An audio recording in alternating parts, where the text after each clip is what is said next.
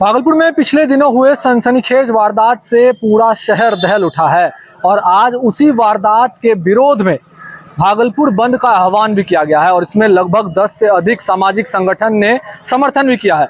सिलसिलेवार तरीके से हम आपको बता दें कि भागलपुर में आखिरकार क्या घटना हुई है। शहर के सबसे चर्चित दवा व्यवसायी आत्माराम मेडिकल हॉल के संचालक बलराम केडिया के पुत्र रौनक केडिया की देर रात हत्या कर दी गई और यह हत्या उनके घर से महज 100 मीटर की दूरी पर हुई और हत्या के वक्त वह अपनी दुकान बंद कर घर की ओर जा रहा था और इसी दरमियान रोज की तरह वह शनिदेव के मंदिर में प्रणाम करने के लिए गया और जिसके बाद अपराधियों ने उन्हें दोनों तरफ से घेर कर पहले तो उनके सिर पर रॉड से वार किया और उसके बाद लगभग 6 राउंड गोलियां जो है उनके सिर में दाग दी गई। इस सनसनीखेज वारदात से यह पता चलता है कि क्या अपराधियों के ऊपर पुलिस का इकबाल खत्म हो गया है। भागलपुर शहर के बीचों बीच इतने बड़े व्यापारी के पुत्र की हत्या हो जाना कोई आम बात नहीं है। ये उसी जगह हम खड़े हैं जहां पर अब आपको दिखाना चाहेंगे तस्वीरों में कि बाजार आज पूरी तरह से बंद है। तमाम जो लोग हैं इस अपराध के खिलाफ आज जो है वो अपनी अपनी दुकानों का शटर गिरा कर रखे हैं। तस्वीरें देखिए करके जो लोग हैं तमाम लोग अपनी दुकान का शटर गिराए हुए हैं और अब जो है वो विरोध कर रहे हैं। सभी की लगभग एक ही मांग है कि जल्द से जल्द जो अपराधी इस घटना में शामिल है उनकी गिरफ्तारी हो और इसके लिए ही सभी विरोध प्रदर्शन जारी है। कल भी क्योंकि यह घटना जो है ये परसों देर रात करीबन 10 बजे घटी है, जिसके बाद से कल दिन भर भी दवाई पट्टी का इलाका है। भागलपुर के स्टेशन चौक से करीब जब आप आते हैं तो MP द्विवेदी रोड है ये और इसी रोड के समीप जो है शनिदेव मंदिर का गली है और इसी गली में यह घटना को अंजाम दिया गया। कोशिश करेंगे हम आपको अब उस जगह पर ले जाएं जहां पर इस घटना को अंजाम दिया गया था। कैमरा पर्सन भी कहेंगे हमारा साथ दें और हमारे साथ आगे चलें और हम आपको गली की तस्वीर दिखाना चाहेंगे। धीरे धीरे चलकर हम उस गली में प्रवेश कर रहे हैं जहां से रौनक केडिया अपनी दुकान, उस जगह पर वो दुकान है आत्माराम मेडिकल, वहां से दुकान को बंद कर इसी गली के रास्ते से वो अपने घर की ओर जा रहा था। रात के करीब 10 बज रहे थे, 9:58 के करीब इस घटना को अंजाम दिया गया है और इस वक्त यहाँ पर जो है गली में कई सारे लोग थे, अपने घरों में बंद थे, लेकिन यहाँ पर मानवता भी शर्मसार हुई है। यही वो शनिदेव मंदिर है, हम आपको वो कहानी भी बताएंगे। ये शनिदेव मंदिर है जहाँ पर रौनक केडिया प्रणाम किया करता था रोजाना शनिदेव को और उसके बाद इसी रास्ते से होकर अपने घर की ओर जाता था। अब हम आपको तस्वीरें दिखा रहे हैं। ये मकान आप देखिए, ये पीला मकान आपको नजर आ रहा है, इसके ठीक नीचे इस सनसनीखेज घटना को अंजाम दिया गया। यही वो जगह है, यही वो स्पॉट है। ग्राउंड रिपोर्ट हम आपको दिखा रहे हैं। यही वो स्पॉट है जहां पर रौनक केडिया के सिर में लगभग 6 गोलियां दागी गई थी। रात का वक्त था लेकिन उस वक्त लगभग सभी घरों में लोग जो थे वह जगे हुए होंगे। उनके पिता ने साफ तौर पर कहा, कैमरे पर आके कहा कि जब यह घटना हुई, जब मैं उस जगह पर पहुंचा, मुझको लगा कि पहले कोई यहाँ पर पड़ा है, अचेत पड़ा है। जब मैंने मोबाइल का फ्लैश लाइट जलाकर देखा तो मालूम पड़ा कि यह तो मेरा ही पुत्र है। जिसके बाद मैं घरों का दरवाजा खटखटाने लगा, सभी से पानी मांगने लगा, मदद मांगने लगा, लेकिन कोई ऐसे घर वाले नहीं है जो बाहर निकलकर हमारी मदद किए। जिसके बाद पास से गुजर रहे कुछ लड़कों के द्वारा मदद करते हुए टोटो को लाया गया और उस पर बॉडी को रखकर हम लोग अस्पताल पहुंचे जहां पर उन्हें मृत घोषित कर दिया गया। यह सनसनीखेज वारदात भागलपुर जिले के शहर के बीचों बीच MP द्विवेदी रोड के ये शनिदेव मंदिर के गली में घटी है।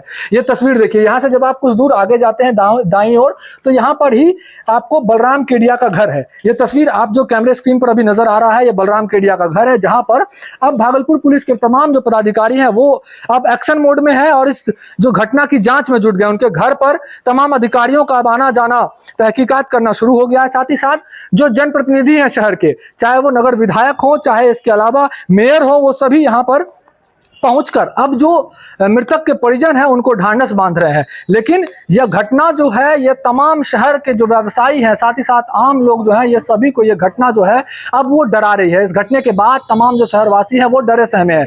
फिलहाल जो नगर विधायक अजीत शर्मा है वो परिजनों से मिलने, मृतक के परिजनों से मिलने उनके घर पहुंचे हैं। घर पहुंचने के बाद परिवार वालों ने साफ तौर पर रोते बिलखते हुए विधायक को कहा कि अब हमारी सुरक्षा कौन करेगा, हमारे घर की रोजी रोटी कौन चलाएगा, क्योंकि पवन जो बलराम केडिया है, माफ कीजिएगा, बलराम केडिया कैंसर से पीड़ित भी हैं और उनका बेटा रौनक जो है वो कोटा में पढ़ता था और पिछले 3 सालों से वो अपनी पढ़ाई छोड़कर भागलपुर पहुंचा था और दवा दुकान जो है वो संभालता था।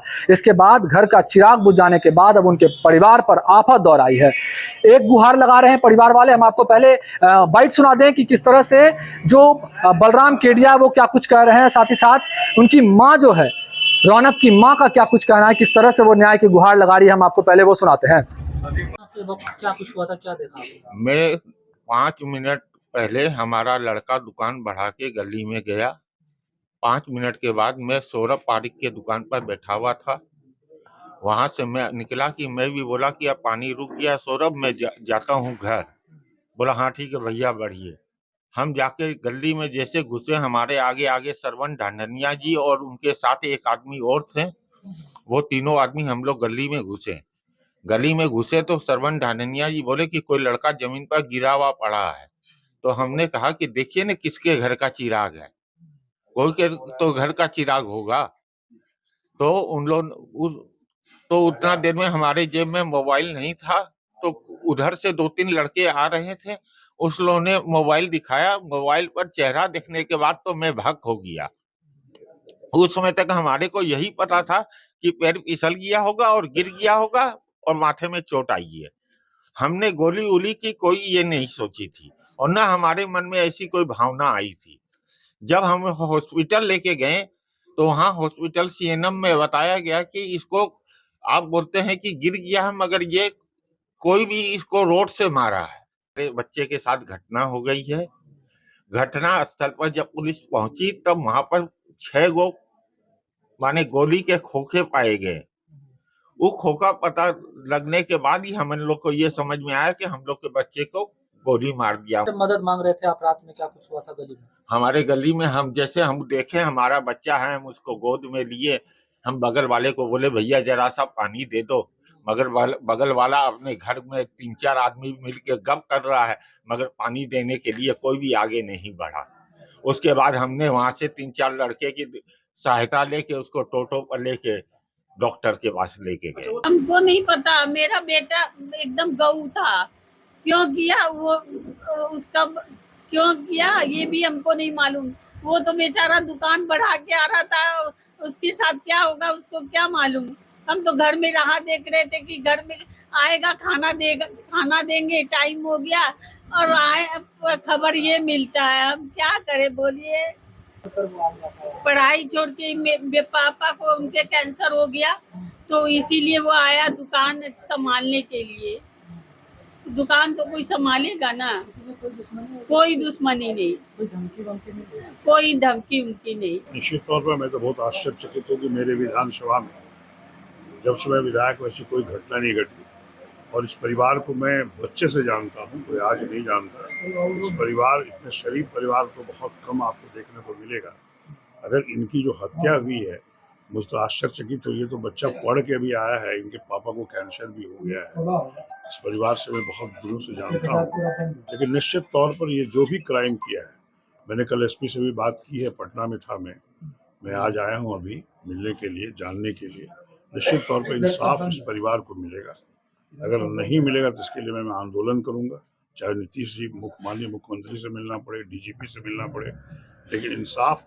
क्योंकि देखिए थाना को अभी क्या है कि तेतारपुर थाना कर दिया, कोतवाली बगल में है, इनका मोहल्ला एकदम बगल में। ये कोतवाली थाना के अंतर्गत होना चाहिए इन लोगों का न्याय। अब लोग तेतारपुर कहाँ जाएगा? और पुलिस को सारा खबर रहता है अपराधी कौन कौन है। जिस गली में घटना घटी है, जिस समाज में घटा है, ये तो सोच के बाहर है कि यहाँ पर ये घटना किसी की मृत्यु हो जाएगी। और उस लड़के का जिसका परिवार बहुत ही शरीफ, लड़का शरीफ, बिल्कुल ये आश्चर्यचकित मुझे भी किया है। और मैं आपको बता दूं, ये लोग भी इंसाफ चाहते हैं। निश्चित तौर पर जब तक मैं हूँ, इंसाफ इनको मिलेगा और जो भी अपराधी होगा वो सलाखों के पीछे। हम तो यही चाहेंगे कि मेरा भाई को कौन क्या किया है वो अब पकड़ में आ जाए। मेरे को किसी भी तरीके से वो आदमी पकड़ा हुआ चाहिए जो गया हुआ है, बस सीधा सा बात है। और दूसरा ऐसा किसी के साथ ना हो। क्या कहिएगा? कोई मोहल्ला वाला से क्या मतलब है? जब मोहल्ला वाला पानी के लिए मना कर दिया था तो उससे कोई मतलब ही नहीं बनता। पानी एक ऐसा चीज है कि आदमी को हर घर में रहता है। पैसा तो नहीं मांगे, भीख मांगने नहीं ना गए थे, बहुत पैसा है हम लोग के पास में, उसका जरूरत नहीं है। लेकिन पानी का ऐसा चीज है वो तो दे ही सकता था, एक जैसा पानी दे देता अगला होश में आ जाता। इस सनसनीखेज वारदात को बीते 40 घंटे से अधिक का समय हो गया है और अब तक किसी भी अपराधी की शिनाख्त नहीं हो पाई है, किसी की पहचान नहीं हो पाई है। पुलिस एक्शन मोड में जरूर नजर आ रही है, लगातार जो स्थानीय लोग हैं उनसे पूछताछ की जा रही है, साथ ही साथ गली मोहल्लों में लगे सीसीटीवी कैमरे को भी खंगाला जा रहा है। और अब जो परिजन है, साथ ही साथ भागलपुर के तमाम जो लोग हैं, उनकी केवल एक गुहार है कि जल्द से जल्द अपराधी की गिरफ्तारी हो। साथ ही साथ मृतक के परिजनों के सुरक्षा पर भी सवाल खड़े हो रहे हैं कि उनकी सुरक्षा भी अब प्रशासन को की जिम्मेदारी बन गई है, सुरक्षा प्रशासन को देनी होगी। साथ ही साथ तमाम जो लोग हैं एक गुहार लगा रहे हैं कि जल्द से जल्द गिरफ्तारी हो और मृतक के परिजन को न्याय मिले। व्यापारी वर्ग जो है वो आज भागलपुर बंद का आह्वान किए हैं, सभी डरे सहमे और सभी संगठन मिलकर अब प्रशासन और सरकार की ओर दबाव बना रहे हैं।